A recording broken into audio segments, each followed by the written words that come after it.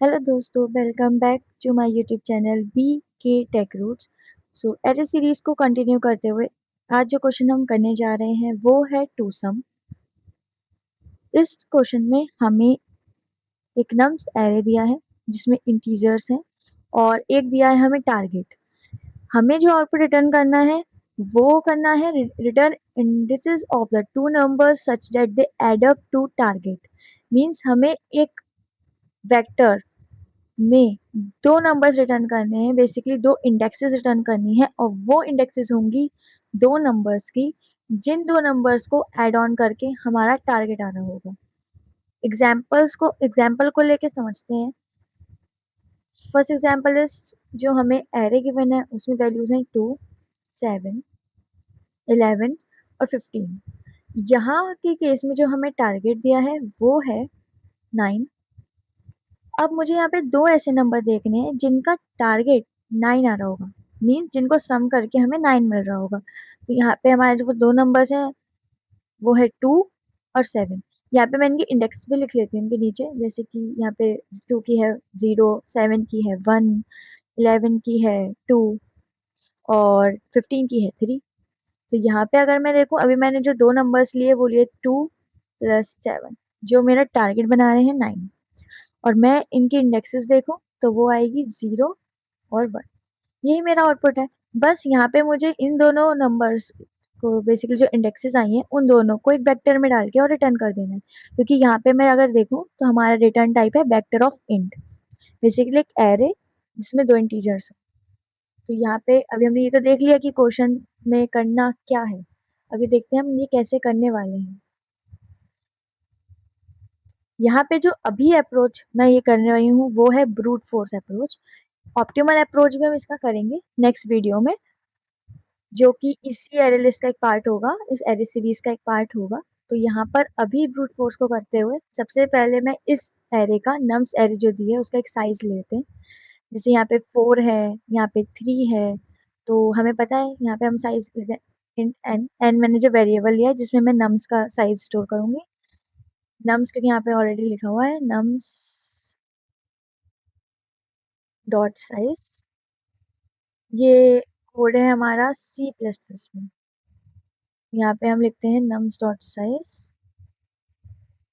और उसके बाद हमारा आएगा यहाँ पे। अब हम ब्रूट फोर्स में एग्जाम्पल को लेके पहले अप्रोच समझ लेते हैं हम कैसे करने वाले हैं।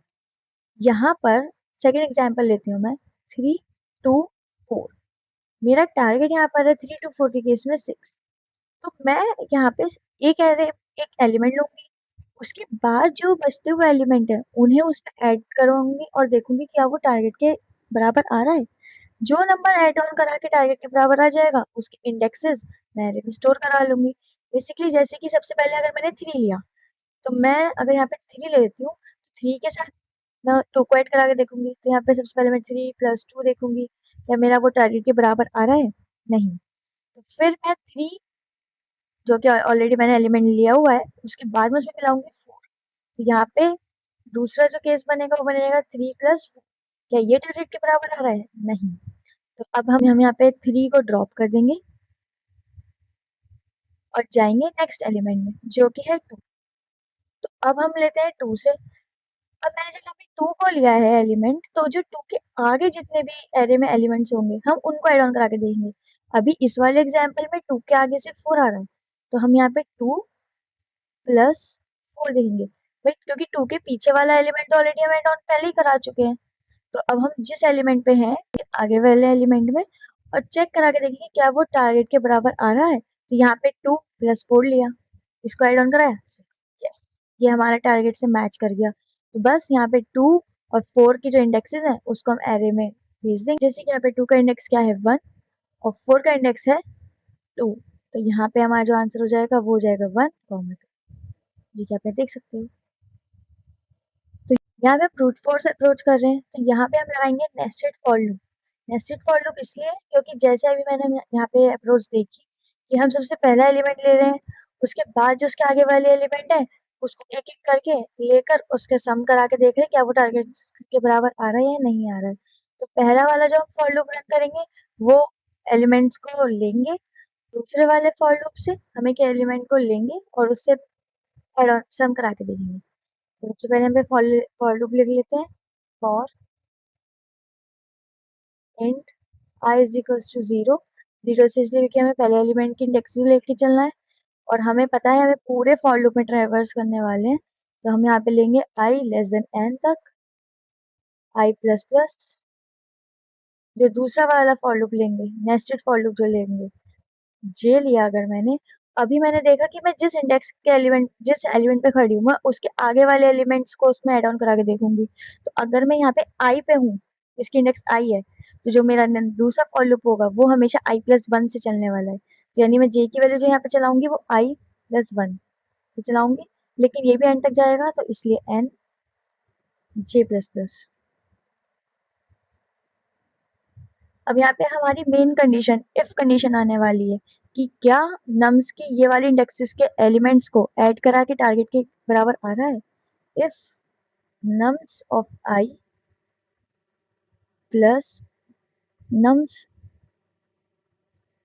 of j equals टारगेट, अगर ऐसा है, अगर ये हमारी इफ कंडीशन ट्रू हो जाती है कि जो मेरा आई वाली इंडेक्स पे है नम्स ऑफ आई यानी कि 0 वाली इंडेक्स पे अगर फॉर लूप के अकॉर्डिंग चलेगा, तो यहाँ पे जैसे उसने 3 लिया, यहाँ पे जे है, जे यानी कि आई प्लस वन यानी उसके आगे वाली इंडेक्स का यानी कि 2, क्या वो टारगेट के बराबर है? नहीं। फिर ये वाला केस होगा, क्या वो टारगेट के बराबर आएगा? नहीं। जब ये फॉर लूप आगे बढ़ जाएगा, ये वाली कंडीशन पर आएगा, टारगेट यहाँ पे इसको इक्वल दिखेगा, मीन्स ये वाली इफ कंडीशन हमारी ट्रू हो जाएगी। तब हमें यहाँ इसकी इंडेक्स रिटर्न करानी है, तो हम यहाँ पे लिख देंगे, तो हम यहाँ पे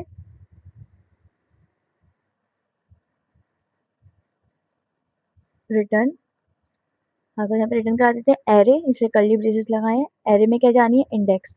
इंडेक्स है तो इसलिए आई कॉमा जे। इन केस हमारा रिटर्न टाइप होता है वैल्यूज, कि हमें वो दोनों वैल्यूज रिटर्न करनी होती है जिसको ऐड ऑन करा के टारगेट आ रहा था। तो यहाँ पे मैं लिख देती nums of I comma nums of J, but यहाँ पे हमारी इंडेक्स है तो इस वजह से मैं लिख रही हूँ आई कॉमा जे।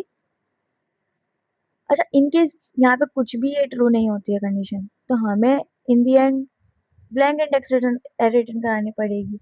यहाँ पे मैं रिटर्न में लिख देती हूँ कर्ली ब्रेसेस। एक बार इसको रन करा के देखते हैं क्या हमारे कोड सही है।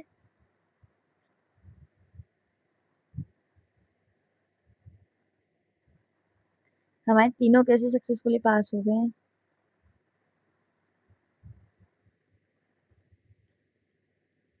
और हमारा ये पूरा कोड भी सबमिट हो गया है सक्सेसफुली।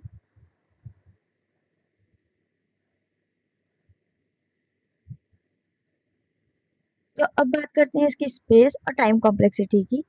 तो जो इसकी टाइम कॉम्प्लेक्सिटी है सबसे पहले उसको समझते हैं। तो ये ब्रूट फोर्स अप्रोच है जिसमें हमने नेस्टेड फॉलो अप यूज करा है और हमने पूरा n टाइम्स इसको रन करा है। बेसिकली जितना एरे का साइज है उतनी बार ये रन हुआ होगा, तो इसलिए इसकी जो टाइम कॉम्प्लेक्सिटी बनी है वो बनी है big O of n square.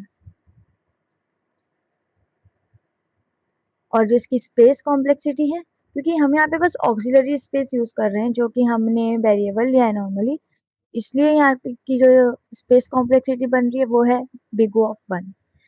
I hope कि आपको टाइप कॉम्प्लेक्सिटी समझ आ गई होगी, स्पेस कॉम्प्लेक्सिटी भी समझ आ गई होगी कि यहाँ पे एन स्क्वायर क्यों आया, यहाँ पे बिग O ऑफ वन क्यों आया। इन केस कोई भी डाउट रह जाता है, आपकी कोई भी क्वेरी होती है वीडियो के रिगार्डिंग, आप कमेंट बॉक्स में लिख सकते हैं जिससे हम आपको वहाँ पे रिप्लाई कर सकें। And if you like the video और आपको वीडियो समझ भी आ गई हो, then like the video, share the video, and if you are new to the channel then subscribe the channel, press the bell icon, क्योंकि हमारी एरे सीरीज में बहुत सारी वीडियोस आने वाली हैं जिससे आपको उन वीडियोस की नोटिफिकेशन आ पाए। एंड कोई भी ऐसी वीडियो हो जो आप समझना चाहते हैं, आप वो कमेंट बॉक्स में भी लिख सकते हैं, हम उसके ऊपर वीडियो बना देंगे। एंड ये अभी ब्रूट फोर्स अप्रोच थी, इसकी ऑप्टिमल अप्रोच आपको अगली वीडियो में मिलेगी जो कि इसी एरे सीरीज का पार्ट होगा। सो keep following our series and don't forget to like the video.